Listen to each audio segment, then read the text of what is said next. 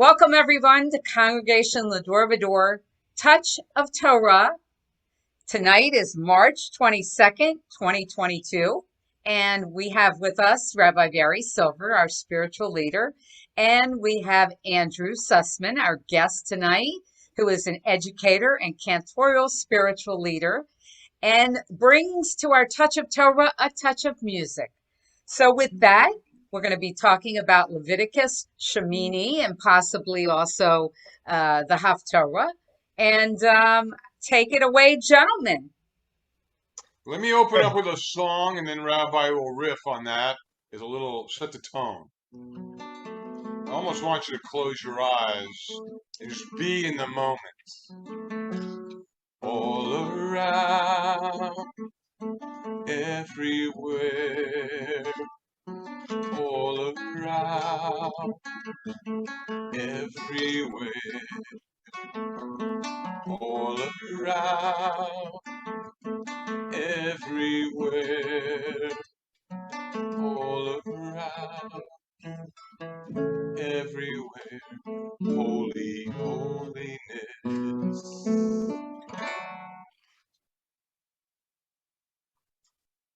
Thank you, Andy. The passage we're reading is called Shemini. They always take the first significant word in the Sedra. Shemini means the eighth. So they're talking about something that occurs on the eighth day. And so this is called Shemini. The passage is really a continuation of some of the grisly, gruesome, grotesque, gratuitous sacrifices that were made in the Bible, something that fortunately we've outgrown, and goes into grisly detail about these sacrifices. To make matters worse, this is not one of the more enlightening passages. In this passage, two of the sons of Aaron get burnt to a crisp because they offer what's known as strange fire. The rabbis have discussed this ad nauseum to try to figure out what was strange about the offering that they made, but whatever it was, God consumed them both. And Aaron was kind of like dumbstruck. He didn't have much to say. And Moses, all he had to say was, well, I guess that's what God meant when he said that he's going to make his presence known and have his glory shown to people by those who are closest to him. So this is just something that people scratch their heads and try to figure out. The best way to explain it is just chalk it up to more primitive stuff that we no longer ascribe to. Some of the rabbis make up things about these two sons to try to justify it. Well, they say they weren't sincere when they made the offering, or they did something ritualistically wrong, even though they knew it was wrong and did it anyway. But there's no evidence for any of that. The Torah doesn't say anything like that. It just says they offered up strange fire and they were consumed. I try to find something edifying from every passage, no matter what it is. So I'll just say this. There are people who claim to be religious who get all fired up about different things and they become consumed with it. And it's better to temper your religious zeal with reason and with logic. And if you don't, then you might get burnt. Andy, go right ahead. What do you think? As I was reading this text that I have, it kind of triggered a thought process. So let me give you that connection here. So the passage is Leviticus chapter 10, verses 1 and 2, and cutting to the chase, Nadav and Avihu were consumed. So I began thinking about what might have happened and how to make it relevant to today. So Rabbi mentioned that apparently, according to the commentary, they were playing with some strange fire and were consumed. Maybe they didn't have enough skills in pyrotechnics and something went wrong with the fireworks. But we don't have to go too far for an example of being consumed. And this is a stretch and Rabbi can expand on it. But if we look at the space shuttles, the two, one where the space shuttle blew up and one where it burned up. The Challenger blew up and the Columbia burned up. Here's the twist of the verbiage. The experts were consumed with hubris. They didn't do what needed to be done to prevent these egregious mishaps. It was pretty clear that the first burn up, the Challenger, they were told that the margin of error was too big. You do not launch below freezing. They did anyway. And then the other one, a sufficient number of heat tiles had fallen off the space shuttle at launch. They knew something was rotten in Denmark, and all 7 astronauts were sent back. Maybe they refused to come back, or maybe some refused to stay back. And so that's 14 lives. So my wrap up of this is that many times we get consumed with some direction that we're trying to go in, and we tune out any semblance of caution. We do not heed caution, and that is man's cross to bear, if you will. We're kind of straying into other metaphors there, but I think it's an allegory of life, that we need to pay attention to the warning signs, or else bad things happen. That's a very excellent point that you're making, but it's not one that is derived from this particular Torah reading. But like the Midrash and like what I did, there is no real sense that you can make out of it. But you do raise a very good point. I can read it for you if you'd like. It says, "Vayikachu bnei Aharon Nadav va'Avihu," and the children of Aaron, Nadav and Avihu, ish mitachto v'yitnu vahen ish v'yasimu aleha katoret. So they took some fire and they put it in these fire pans.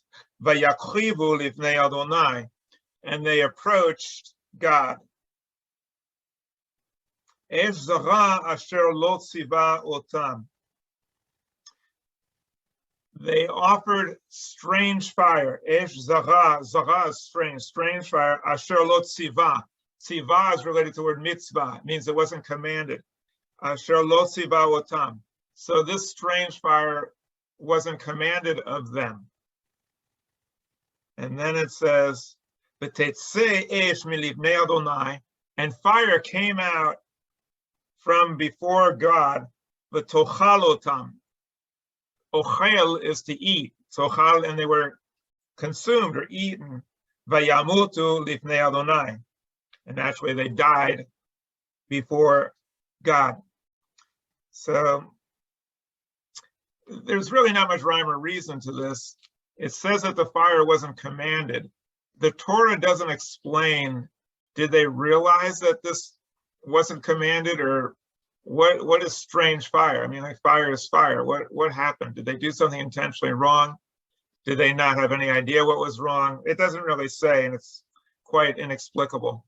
So it's just one of many reasons why we don't take this to be a divine authorship.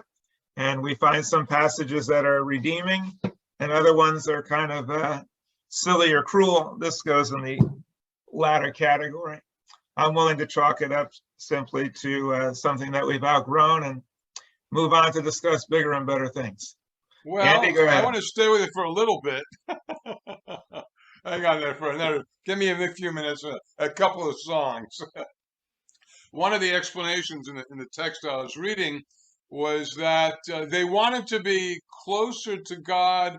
Apparently, when the original meeting with God Moses, Aaron, and some contingent of the tribe came up on Sinai. The two young ones were part of that contingent. So they had experienced God close up, unlike most of the masses, and perhaps they were trying to recreate that sense of awe that they experienced the first time. And once again, they wanted to be closer to God. But the explanation here is that as clergy or as the priests, you have to be able to balance being close to God and being close to the people. It's not either or. It's a balance. And they were young, and they didn't necessarily understand how to calibrate that relationship. So I want to play a couple of songs for you just to offer a musical connection to God or Spirit.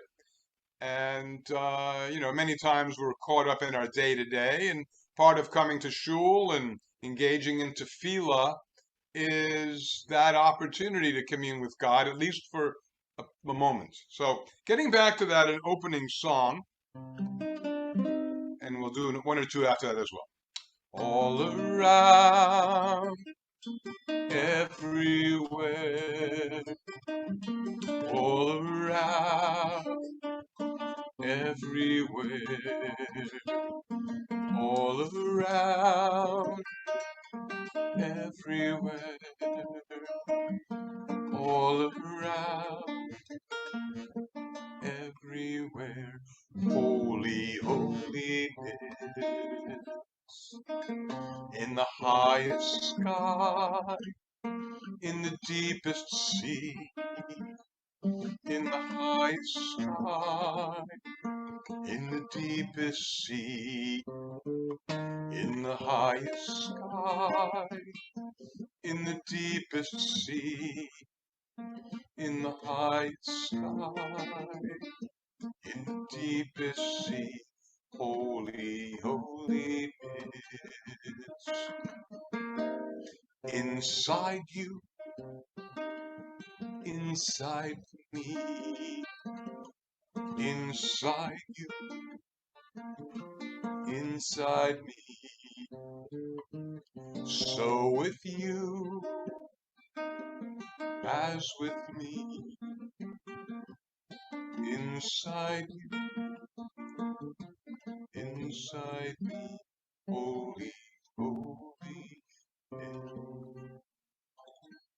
So once again, what is it we do in our daily lives each day or special occasions to connect with Source, to be holy? What are those holy acts we do? I want to screen share another song with you. Let's see how we do that. There it is. I Am Alive. Okay, let's make it larger for you. There we go. I Am Alive. Okay. So, I am alive. I am alive. I am alive. I am alive.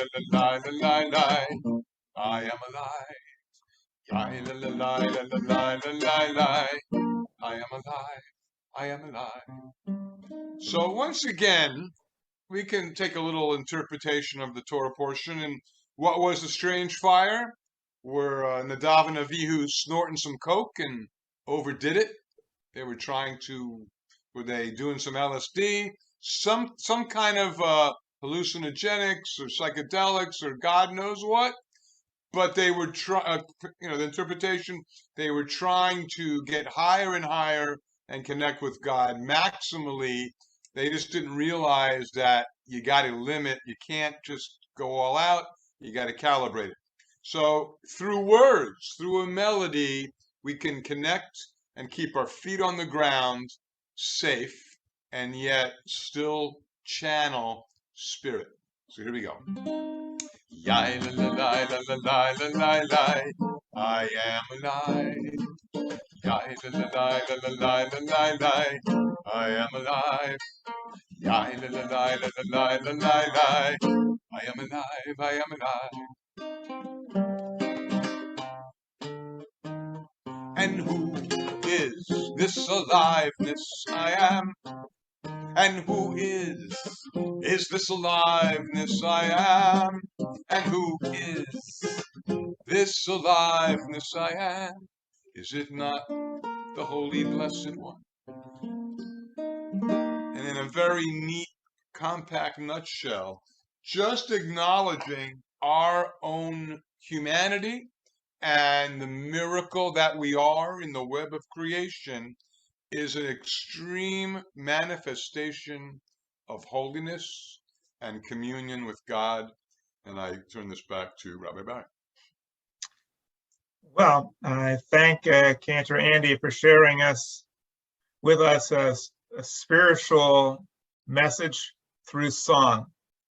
There's many, many ways that we can connect with a feeling of spirituality. It could be by helping others. It could be by loving people. It could be by sport, by music, by communing with nature, by dedicating our lives to a purpose greater than ourselves, affiliating with the Jewish people to do good. There's many ways that we can do this, kindness to people and animals. But I was going to leave the Torah passage alone, but I'm going to go back to it now, because when we do these discussions, we always have different opinions being expressed. I'm not sure if it's a different opinion, but it kind of sounds like it. So I just want to clarify something based on what Andy's saying. The sages always look for some kind of rational explanation to explain what's happening in the Torah and to try to make sense of it. You see, the concept was that God wrote this, and therefore it's got to make sense. And if it seems like there's something awry, they'll make things up to make sure it comes out okay. Because there's a faith that it's of divine authorship, and therefore there must be a rational reason for it and a good reason for it. It's kind of like, imagine if you have a parent with a kid who's really causing all types of mischief and trouble. Kid's getting into fights, he's doing horrible things. Comes back home and the teacher calls up and says, your kid was in a fight. Well, the parent has absolute faith in the kid. So the parent says, well, I don't think you understand the proper context. You have to look at what was going on to see why he acted that way, because my kid is a good kid. Then the next day he takes something that doesn't belong to him. Teacher says, hey, you stole something. Says, well, you don't have the whole story. Probably that was his in the first place and somebody took it from him.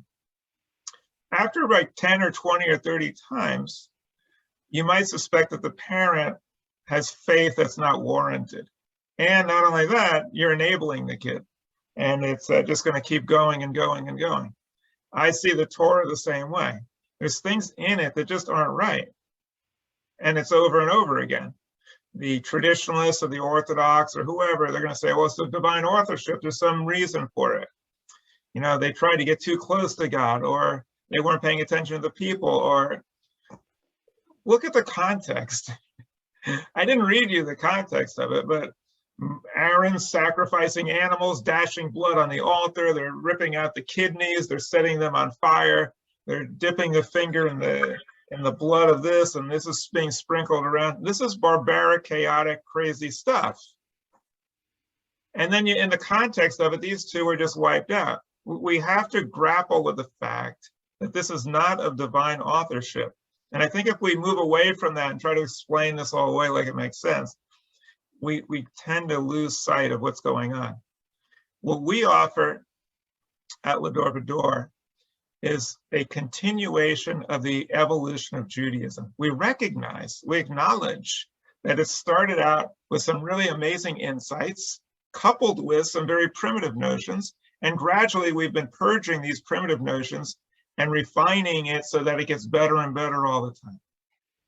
However, if we try to justify all these primitive things in the beginning and say, no, these are of divine origin, we never get to grow. We never see the evolution of Judaism. We never realize what it is that we need to move away from.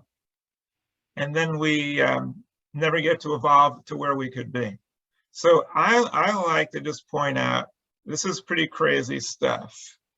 And you can draw lessons from it, like I tried to do. If you get too carried away with zeal and the fire of religion becomes irrational, you can get burned.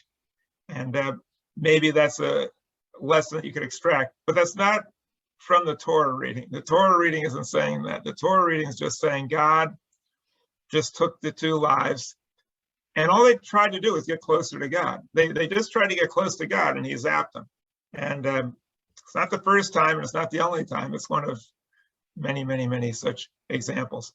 I'll turn it over to you, Andy, and then we'll open it up for discussion, and then we can move on to the next thing or continue with the Torah. I'm glad to continue this discussion if you'd like. Well, all right. So we could, once again, we can make this in a more contemporary context.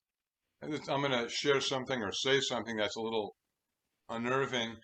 But when someone takes their own life, it's first of all, it's shanda in Judaism. But many times, in order for someone to be buried in a Jewish cemetery, they have to refute that that's what happened. And so they come up with an explanation to refute that. They made a mistake, whatever the narrative is, because they want the life to be honored as a Jewish life and buried with the family, whatever. So that's why I'm saying is I'm not saying that the Torah is written by God or not even necessarily divinely inspired, which that could be a gray area. But I totally agree with Rabbi that it's a human document. I don't argue the authorship of it as far as the pen or the hand of a man, whoever that contingent was over the years. But I think you can come up with a very sound explanation, like I was positing different theories about what was it that may have caused their deaths. Were they getting crazy with different pyrotechnics and they blew up in their face? Maybe they suffocated because the smoke was too strong. Whatever the narrative was. So I'm always looking to validate the scroll, but I definitely want to honor Rabbi's conviction that it is a human document, and there can be found an explanation that has some sense on a variety of levels to possibly appeal to a wide range of audiences. Well, let's put it into context. All right. God said that anyone who touched Mount Sinai when Moses ascended would be executed. God said that someone who picks up sticks on the Sabbath would be executed. God said that somebody who observed the Sabbath rituals but in the wrong way would be executed. God, according to the Orthodox, delineated about 62 different types of work on the Sabbath in the oral law, which wasn't even in the Torah. And if you violated any of them, you'd be executed. So it's not like we're dealing with a document which is the epitome of justice and fairness, and all of a sudden here, these two poor guys get zapped. I mean, this is going on all over the place. This is his modus operandi in the Torah. This is not something that's unusual. You don't have to try to find explanations for it. This is just how the whole system operated. And to me, it shows the progress that we've made by showing that we no longer ascribe to such notions. Anybody else want to share some thoughts? One last comment, and then maybe, Rabbi, you have laid down the gauntlet, and I would support you wholeheartedly.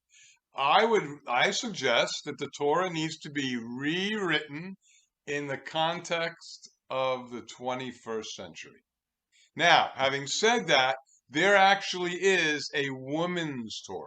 The Torah has been rewritten with honoring for different vernacular the feminine.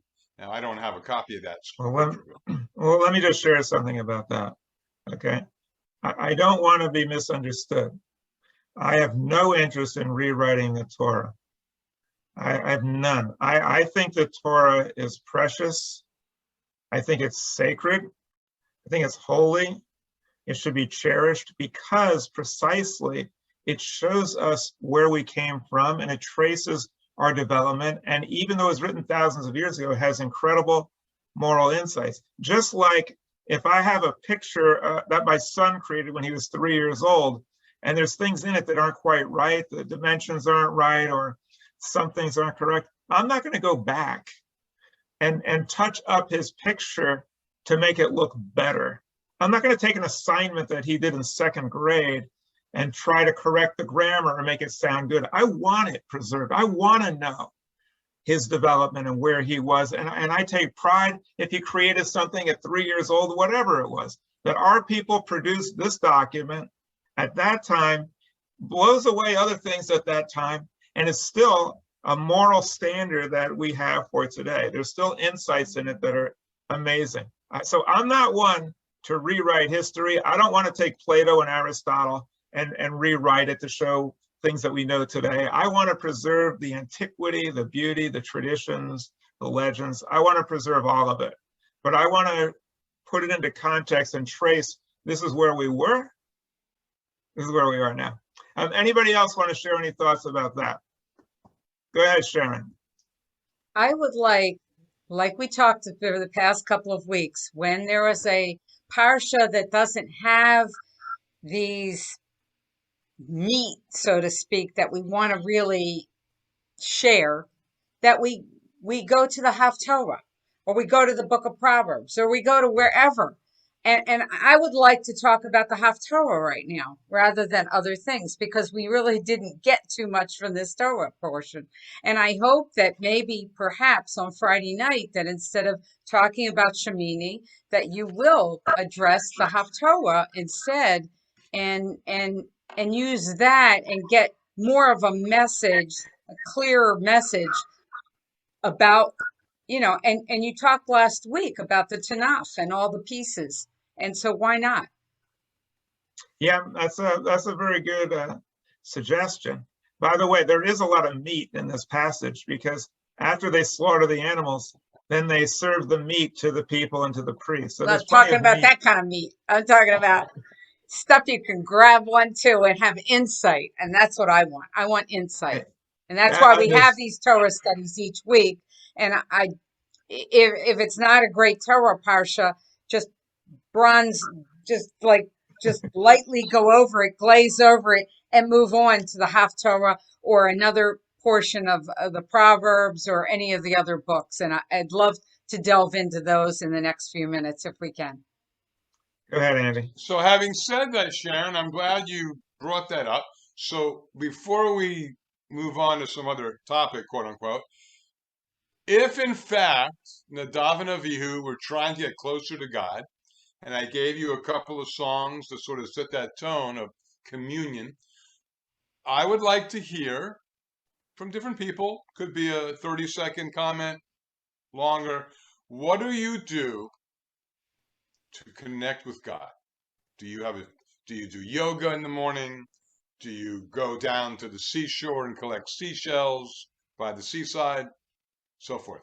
So, in other words, I want to hear your voice, that you're communing with spirit without breaking the mold. Okay, sounds like a good idea. Anybody want to I'll start. respond?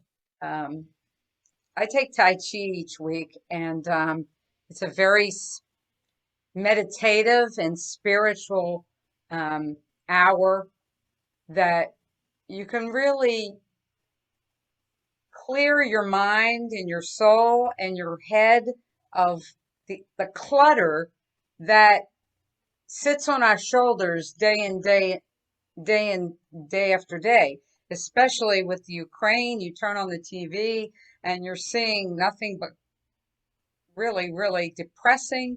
I mean, it's happening live and we're seeing it, and there's going to be a lot of people that are depressed just from watching the TV now.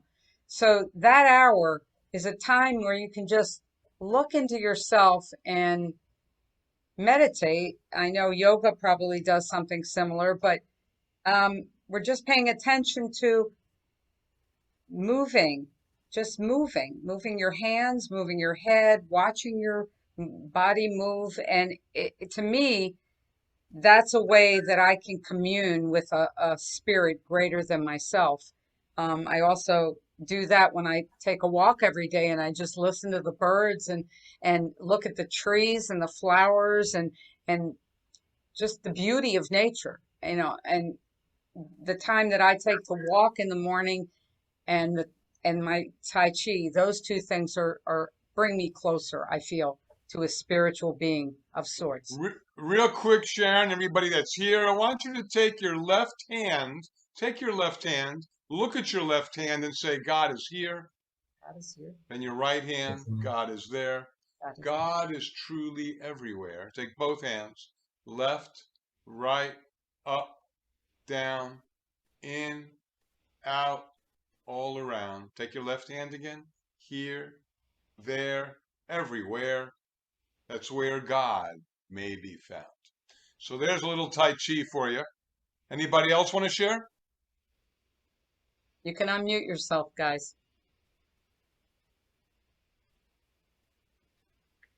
Well, I can tell you what I don't do.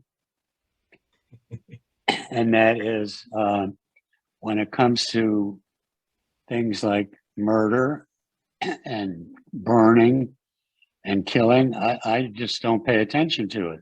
I don't want to even hear about it. It doesn't do me any good. But like I sent Sharon yesterday, if I could look at trees and nature, oh, I love that. And you don't even have to have dialogue. Just watch the trees. It's very enlightening. Yeah, I think there's a definite consensus among many, many people of a religious nature or of no religion that being in touch with nature is a really good way of literally getting grounded and feeling a power greater than ourselves and feeling spiritual. I think that's really effective. And unfortunately, as a species, we're getting cut off from nature. Even the food that we eat and the way we live, we're being detached from nature, and it's harming us spiritually. And I agree with what you're saying, Stan, and Sharon and Andy. I think we really need to reconnect with nature, and protecting nature is a really good way of getting in touch with what creative power some people refer to as God. As far as ignoring or tuning out the horrors of the world, it's difficult to determine how to approach it. If there's bad things going on in the world, as Jews, we need to be aware of it, respond to it, and try to do something about it. We don't really have the luxury of just turning it off, saying I'm not interested, unless we just decide, okay, I get it, I know it's bad, I'm going to do something about it, and I don't need to be reminded. But we as Jews don't have the luxury of just tuning it out. We've got to make ourselves aware of what's going on to sensitize us. It's kind of like on Passover, when you eat the bitter herb with the sweet, you ingest the bitter, because when things are going well, you want to have the bitterness to realize that it's not well for everybody, and that we have an obligation to try to help those people whose lives are bitter and try to make them from bitter to better. Anybody else? All right. I just want to comment on what you said, Sharon, about this passage. You could say that, gee, our rabbi's a real killjoy. He's saying all these things about the passage that, it's not a good passage and it's kind of crazy and violent or whatever. I think there's a very valid purpose to that. I think it's really important that if we cherish the Torah, if we care about the Torah, if we want to understand the Torah, if we want to understand Judaism, I think it's important that we understand it warts and all. If I want to know about myself, I don't want to just know all the good parts and then all the flaws I just forget about, because then I'll just keep making the same mistakes over and over. I think there's a real benefit to seeing the whole Bible as it is. Then we can better understand it and know where we have to go.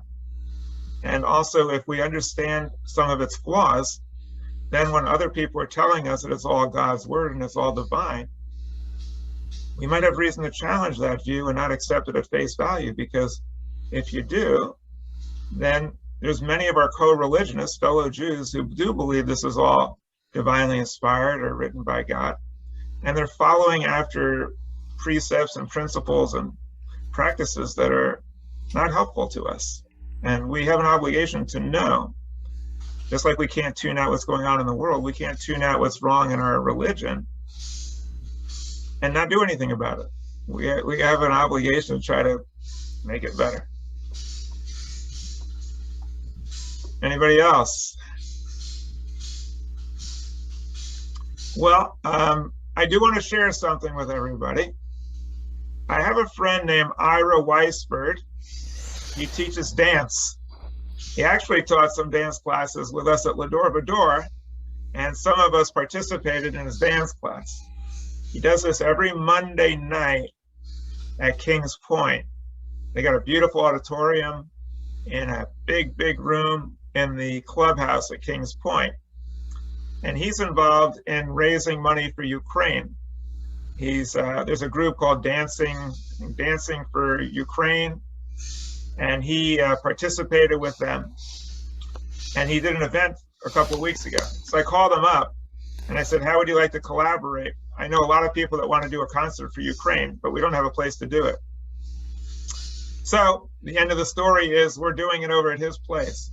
This coming Monday at 6:30, we're going to have a concert for Ukraine, followed by dancing, Israeli dancing, by the way.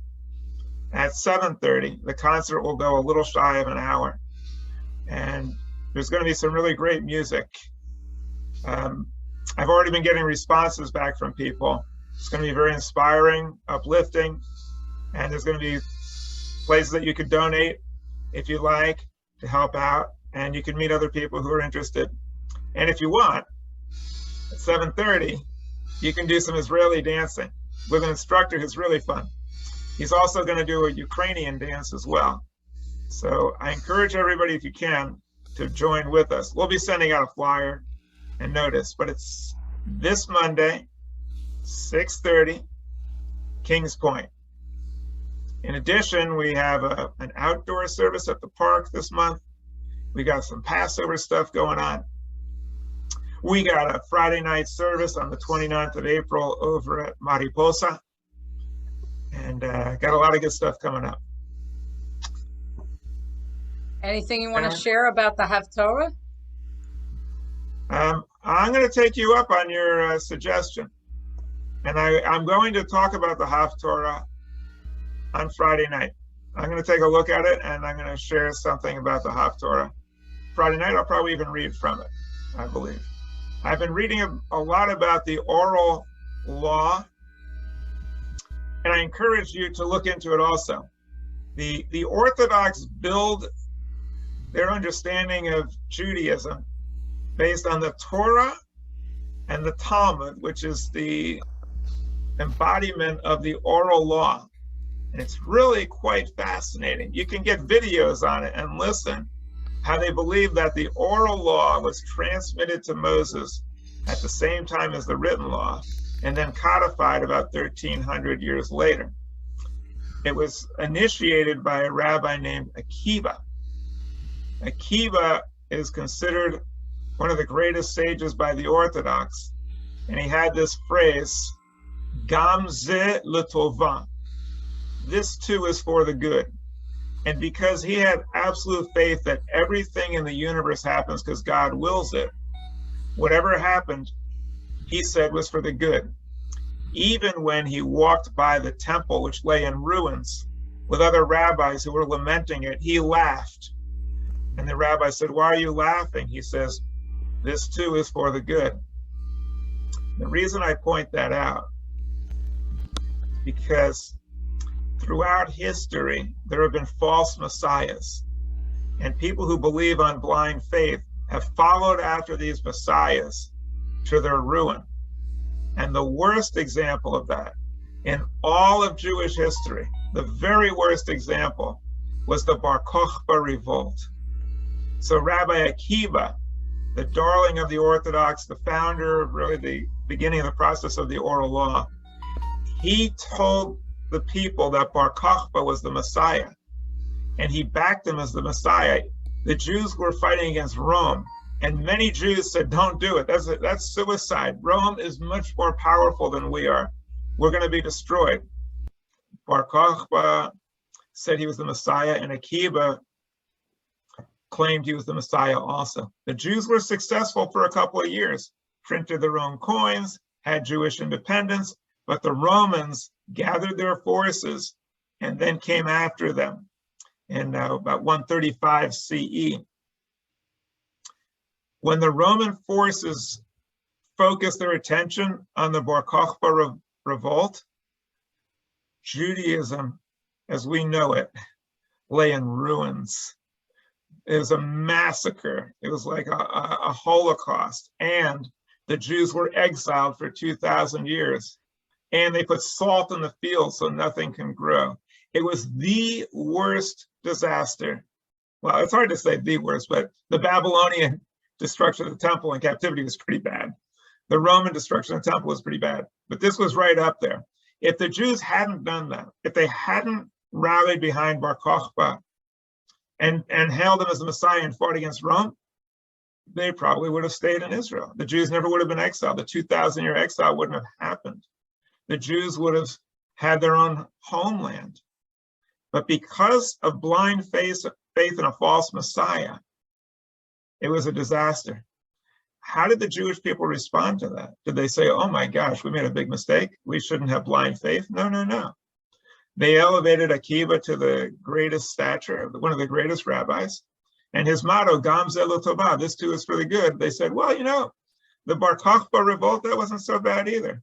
You know, the fact that we got demolished and destroyed and lost our homeland and exiled and persecuted and pogroms and crusades and inquisitions, no, that wasn't bad either. No, because it allowed Jews to spread Judaism in all the other countries.